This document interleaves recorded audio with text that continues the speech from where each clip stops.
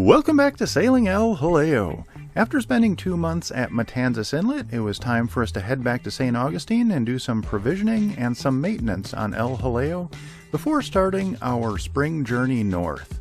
I guess we might as well go ahead and get right into it. Grab a drink, climb aboard, and let's get going. This winter at Matanzas Inlet was a little bit strange. It was all over the place. It was very much up and down. We had a 10-day stretch where the temperature was in the 40s. We had a 14-day stretch where it was in the 70s. And, we had the normal rain and fog and all that stuff. It was just a very up and down year as far as temperatures go. And it was still fine. We still really enjoyed it here. We love Matanzas Inlet, and we did get to go to the beach almost every day. The only time we didn't go to the beach is if it was raining all day long. Otherwise, we went every single day, even when it was, I think one day it was 39, and we still went. We bundled up, or I should say I bundled up a little bit tighter that day, but the crew was definitely dressed for the weather. So overall, it was a very, very wonderful winter that we spent at Matanzas Inlet. And this year, it was a little tough leaving. I had a little bit of melancholy. That last walk on the beach, the day we left, I was just feeling a little bit depressed. I don't know why. And thankfully, that didn't last. Once we got up to St. Augustine, I switched modes. It was provisioning and maintenance mode so we could get back on the road, heading north for the spring. So, yeah, it was overall, it was a very successful winter in Matanzas Inlet. We had a great time. I think a lot of people have an image in their mind of what living on a boat is like. And, if you're like me, I watched YouTube videos religiously for 3 or 4 years. There were a couple of channels I followed. And it doesn't necessarily paint the exact picture of what the reality is. I would say living on a boat is a lot less glamorous, perhaps, than what it looks. Everyone thinks it's a party, 24/7, beaches, pina coladas, palm trees, all that stuff, and I can assure you it's not that way. There is a lot of maintenance that it takes to keep a boat going. And, I had to do an entire round of maintenance this time before we headed north. I had to change the engine oil in EJ's diesel engine. There's also a zinc anode that's in the heat exchanger on the engine. I had to change the transmission oil, and I also had to change, I had a little coolant leak, a slight coolant leak right around the thermostat housing, so I had to take that apart and fix it as well. And I did also have to swap out the belt on the alternators. That was starting to squeal a little bit. So, there's just a lot of things you have to do, and that's not even counting all of the rest of the stuff. That's just engine maintenance. You have to make sure your bilge pumps are working, all of your electronics are going good, you have to treat all of your wood. The upper deck, it's just a never-ending supply of chores to do, and sometimes it can be a little overwhelming. I love being alone, but at times I'm very jealous of people that where there's a couple on a boat, just because, dividing those tasks would be so much easier than doing everything yourself. And, moving would obviously be a lot easier as well. So, I'm not saying living on a boat sucks. It's amazing. I love it. I wouldn't trade it for the world. But there's a lot that goes into it, and a lot of maintenance and a lot of upkeep. You've got to do normal chores, dishes, laundry, and everything is just a little bit harder on a boat than what it is when you do it on land. You can't just hop in the car and run down to the grocery store. You've got to have everything on board. You need the caulk, tubes of caulk. You need to have at least a pint of every coating that you've got in the boat, from the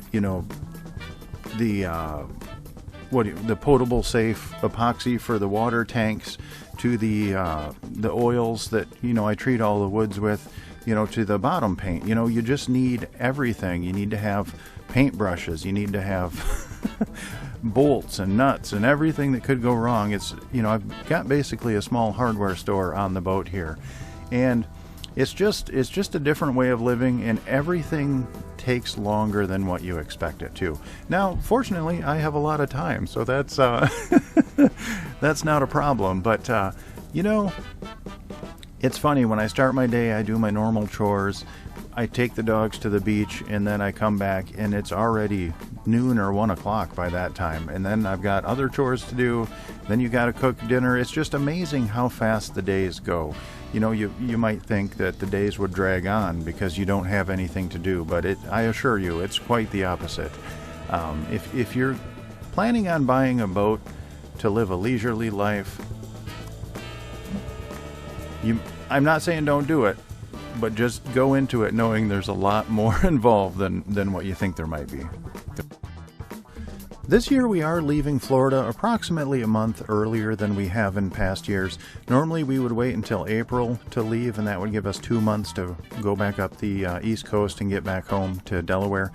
And this year we're leaving a month earlier than that, and one, that'll give us a little more time. We don't have to rush every day, but we'll still get back to Delaware plenty early because I do have a lot of stuff I need to get done this summer.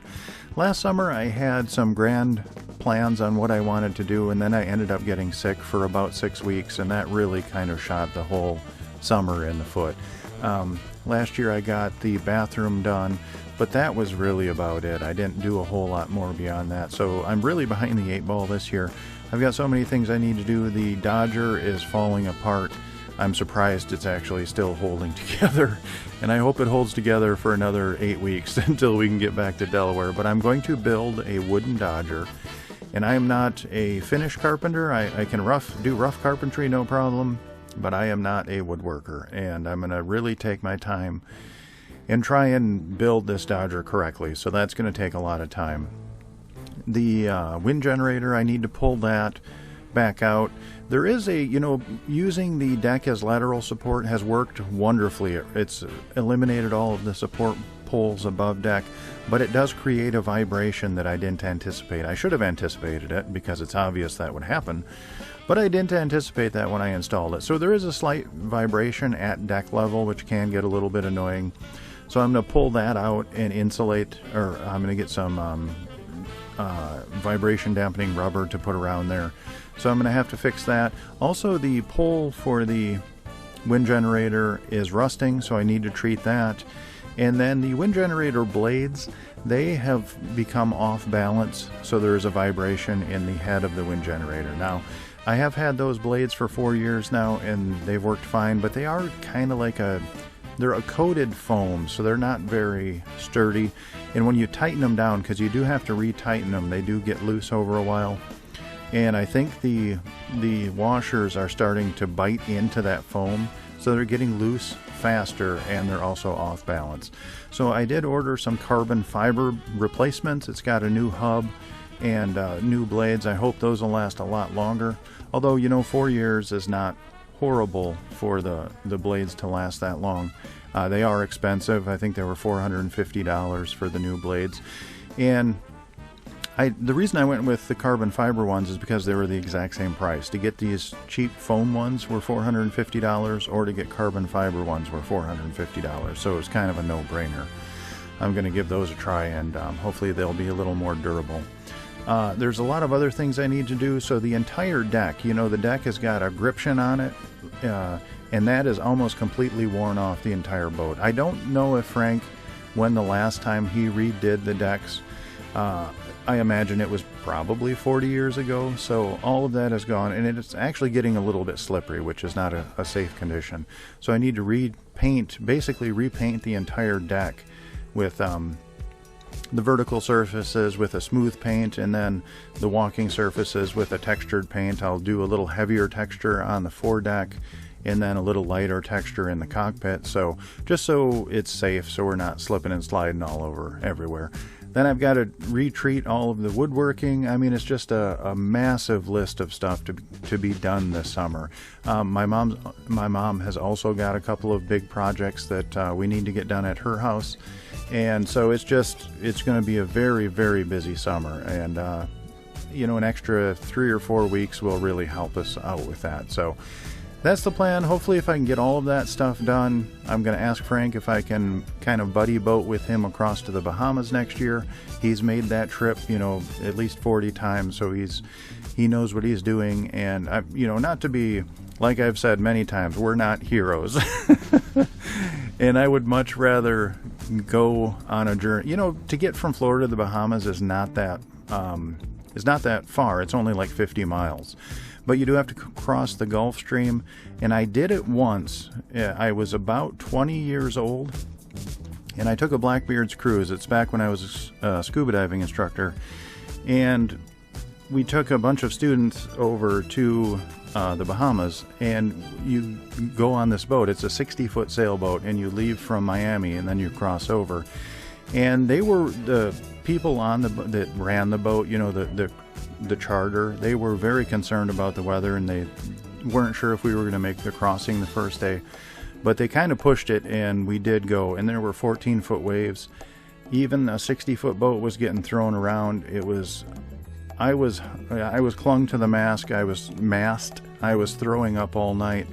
It literally was the worst experience, worst physical experience of my life. You know, when they said it was around 1 o'clock in the morning and they said we're halfway there, I really just wanted to let go of the mast and fall in the water and die. It was that bad. It was horrific. So, in order to not do that to myself in a smaller boat, I hope to go with someone that knows exactly what they're doing, because, you know, I'm not the best at preparing for stuff. I'm kind of a learn through failure type of a person. And when you're doing something like that, the failure could be a very unfavorable outcome. So that's the plan. I hope to get a crap ton of work done on EJ this summer, get her all polished up, and then hopefully cross over to the Bahamas in the winter of 2025-2026. So that's the plan. I know I've said that before. I know last summer just went completely off the rails as far as repairs went, which is unfortunate. So this year I hope to make amends, and we'll see what we can get done.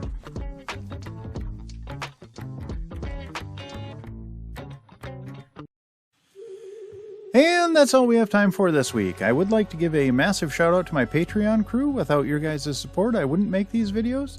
And my Patreon crew is Joan and Juddy Judnick, Val and Chris Alcorn, Denise and Eli Sackett, Sherry Erickson, Deb Shaw, Matthew Spotton, Peter Allen, and Natalie Linehan. Thank you guys so very much. Your support really means the world to me. I do have one legacy patron member, and her name is Joan Linbo. Unfortunately, she has passed on, but she lives on in our hearts forever. We really miss you, Joan. If you are interested in joining our Patreon crew, there is a link in the description down below, and that'll take you to our Patreon page where you can sign up. And there are hundreds, literally hundreds of extra videos and photos of our travels, and I try and keep everything there up to date and post at least once or twice a week, so it gives you a little peek behind the curtain. If you do like our videos, please like, comment, and subscribe. That'll help us out more than you'll ever know, and that actually doesn't cost you anything, so hit that like button. Alrighty, I hope you all are well, and we'll see you next week.